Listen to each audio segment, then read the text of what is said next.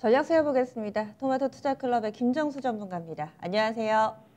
네, 안녕하세요. 반갑습니다. 정수자 김정수 전문가입니다. 네, 시장 분위기가 뚜렷하게 뭔가 좀 힌트가 나오지는 않는데요. 오늘 장 한마디 어떻게 정하셨어요? 지금 시장은 이렇게 좀 정해 봤는데요. 이제 좀 밸류 부담이 좀 없고, 그다음에 이제 모멘텀이 강화된 이제 주식 찾기. 제가 그 절대 전략 통해서 여러분들에게 제시해드린 전략은 크게 세 가지 업종이 있죠. 첫 번째는 바이오 제약, CMO하고 이제 mRNA를 기반으로 한 바이오 제약. 그래서 이제 녹십자 집단, SK 뭐 케미칼, 그다음에 뭐 삼성 바이오로직스, 이제 이걸 놓치신 분들은 제가 올릭스 하라고 여러분한테 말씀을 좀 드렸었고, 그리고 쌍두마차가 있는데 이건 IT 반도체 쪽에서 특히 이제 랜드, 그래서 이제 SK 이 하이닉스 여러분들에게 많이 이야기를 좀 해드렸었죠. 그리고 나서 이제 이쪽 주식이 좀 시세가 터진 다음에 상대적으로 기관 조정이나 시장에서 좀 소외받았던 섹터들 가운데서 이제 바이오 제약, 그다음에 이제 IT 반도체 쪽에서 아주 큰 수익이 좀 터졌는데 이걸 알고도 놓치셨다라고 한다면 이제 이거는 좀 타이밍을 다음으로 이제 미루셔야 될 것 같고, 신규로 진입하시는 분들은 그러면 이제 그 대안을 5G 쪽에서 이제 저는 놓으시면 된다라는 얘기를 제가 이제 여러분들한테 지난주에 하기 시작을 했잖아요. 그래서 터지는 시점에 찾지 말고, 그죠? 제가 여러분들에게 좀 밸류 부담이 이제 없는 게 이제 5G 쪽이니까 바이오 제약이나 이제 IT 반도체 쪽, 요 정도의 수익률이 좀 나올 수 있는 게 이제 5G다. 그런 말씀 좀 드렸지 않습니까? 그래서 이제 큰 축과 이제 작은 축에 대한 어떤 순환매의 포인트를 좀 제시를 해드리면서 지금까지 왔었고, 그리고 그러한 부분들이 저는 조금씩 완성되고 있다라고 보거든요. 그래서 지금 시장은 거래 대금 자체가 점점 줄어들고 있는 구간이기 때문에 밸류 부담이 일단 없어야 되는 부분이 분명히 있어야 되고요. 그 다음에 12월 달에는 또 세금과 관련된 부분들이 끼어 있기 때문에 요거에 대한 좀 매물들이 나온다 이거죠. 그래서 밸류 부담이 없고, 반면에 좀 모멘텀이 강화된 주식을 좀 찾는 게 이번 12월 달을 맞이하는 사람들, 내년도 1월 달을 준비하는 사람들이 가장 좀 중요하게 봐야 되는 포인트가 아닌가, 이렇게 말씀을 좀 드리고 싶습니다. 네. 전문가님 이 시간에 이야기를 해주셔서 제약 바이오 섹터, 반도체 섹터 수익 잘 챙기신 분들이 계실 텐데, 그러면 이제 그 다음 라운드로 좀 넘어가서 보면은 오늘 또 5G 많은 분들이 주목하고 계세요. 그 동안에 KMW가 72,000원, 73,000원 그 근방까지 회복하는지 여부가 상당히 좀 중요하다 얘기를 해주셨는데, 현재 KMW가 한 73,400원 정도 나타내고 있습니다. 오늘 5G 전반의 시세가 의미하는 것은 무엇인지, 그리고 5G 외에도 제약 바이오도 선별적이지만 움직임이 나오거든요. 뭐 추가적으로 나온 뉴스들 어떻게 해석해야 되는지 체크 포인트 좀 더 설명해 주시죠. 예. 지금 제일 중요한 것부터 먼저 말씀을 좀 드리자면, 당하지 않아야 된다. 당하지 않아야 된다.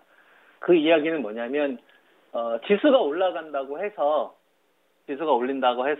이미 다 시장에서 좀 터지고 이격이 많이 벌어진 주식들이 전망이 좋다, 실적이 더 좋아질 거다, 그죠? 그 다음에 수급이 붙는다, 그래서 사야 된다, 이러한 논리는 당하게 할 수 있습니다. 주식은 기본적으로 싸게 사서 비싸게 파는 거거든요. 또는 내가 비싸게 샀다면 더 비싸게 팔아야 되는 거거든요. 더 비싸게 팔려면은 그 모멘텀이 더 강해져야 되는 거고, 그 다음에 싸게 살려면 다른 사람들이 관심을 갖지 않았었을 때 그 핵심 본질이나 키워드를 뽑아낼 줄 알아야 되거든요. 우리가 SK 하이닉스를 6개월 동안 투자 안 하다가 제가 반도체 재고가 감소되는 포인트가 나오면서부터 여러분들에게 낸드 투자해야 된다는 얘기를 하면서부터 실제로 반도체 관련된 주식들의 시세가 움직이기 시작을 했잖아요. 그리고 5G도 제가 계속적으로 여러분들한테 약할 거다. 그리고 나서 제가 강해져 있는 시점부터 여러분들한테 말씀을 드릴 때, 그때부터 이제 비중을 늘리시거나 추가 매수를 한다거나 신규 공략을 하시면 된다라는 이야기 했지 않습니까? 그거는 뭐 거래량이 나온다거나 차트 이게 아니라, 제가 하원 법안 통과됐다고 했잖아요. 그죠? 이게 제일 중요한 키워드입니다. 그러면 지원한다는 얘기고, 그럼 미들급 사이즈에서 이제 주파수 경매를 앞둔 상황이다 보니까 쭉쭉 밀어주잖아요. 뒤에서. 하원 법안이 통과가 됐으니까 뒤에서 밀어주는 거고요. 앞으로 갈 수 있게. 그 다음에 불확실성이 거치니까 안개가 좀 거치는 거죠. 이런 키워드를 뽑아내는 게 주식 투자할 때는 정말 중요하거든요. 그래서 수익을 내더라도 멋지게 수익 내야 됩니다. 운 좋게 그냥 소 뒷걸음질 치면서 수익 내면 안 되고 진짜 멋있게. 제가 여러분들한테 투자를 하면서 이 근거가 모든 사람들을 납득할 수 있고 압도하면서 수익이 나야 이게 장기 플레이에서 성공할 수 있다고 보거든요.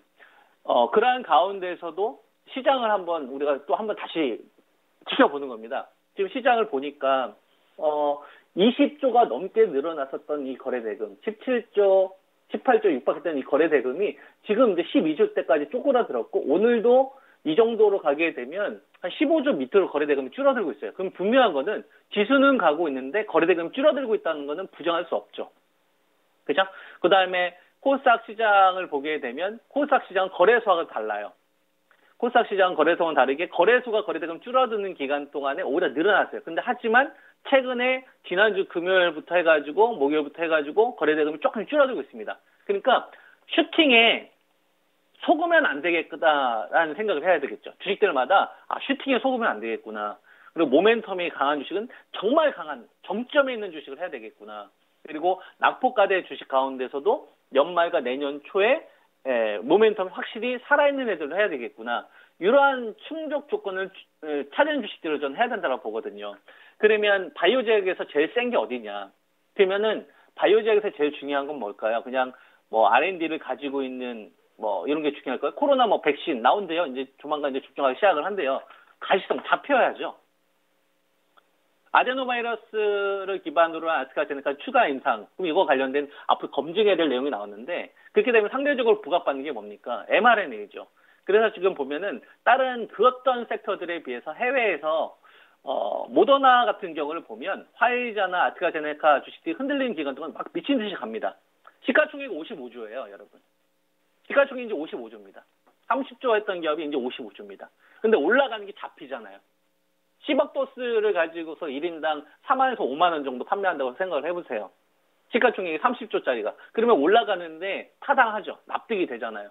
여기 아스트라제네카와 관련돼서 경제 우위에 있다는 내용이 나오니까 상대적으로 이들 주식에 대해서 모멘텀이 더 붙는 겁니다. 그리고 이게 접종을 시작하잖아요. 영국은 12월 7일부터, 미국은 12월 10일부터 잡히잖아요. 가시화가 되는 거죠. 새로운 시대를 맞이하는 겁니다. 바이오 제약에. 그래서 RNA의 정점에 있는 거는, 바이오 제약의 정점에 있는 건 저는 RNA다라고 보고 있고, 제가 여러분들에게 말씀드렸을 때가 5만 5, 6천 원대부터 시작해서 벌써 11만 4천 원이잖아요. 그럼 이거와 관련된 섹터는 하나는 있어야 되는 겁니다. 에스팜이 있어야 되든, 올리패스가 있어야 되든, 바이오 제약 관련돼서 정점에 있는 mRNA 관련된 키워드는 셀트리온이 어떻게 180회에 터졌는지를 봐야 돼요. 대박이 터졌다가 중요한 게 아니라 시대를 주도했구나. 그리고 잡히는구나. 이게 중요한 겁니다. 이런 주식들이 삼성, 바이오로직스나 셀트리온이 서로 번갈아 가면서 장군 멍군 했었을 때 비집고 들어오는 겁니다. 시장의 키워드를. 그래서 반드시 mRNA에 관련된 이 사이즈는 상당히 시장의 파급력을 좀 크게 끼칠 거다. 왜? 잡히기 때문에. 이렇게 이제 말씀을 드릴 수가 있고요. 그 다음에 IT 반도체 쪽 관련된 부분은 내년도에 굉장히 좋아질 겁니다. 비메모리 쪽 관련된 부분, 그 다음에 중성 OLED 쪽에 투자했었던 부분들이 내년도에는 적층수 확대, 서버 쪽 랜드에 대한 부분이 확대가 되기 때문에 랜드와 관련된 업체, 특히 장비 관련된 업체들 발주 많이 받을 겁니다.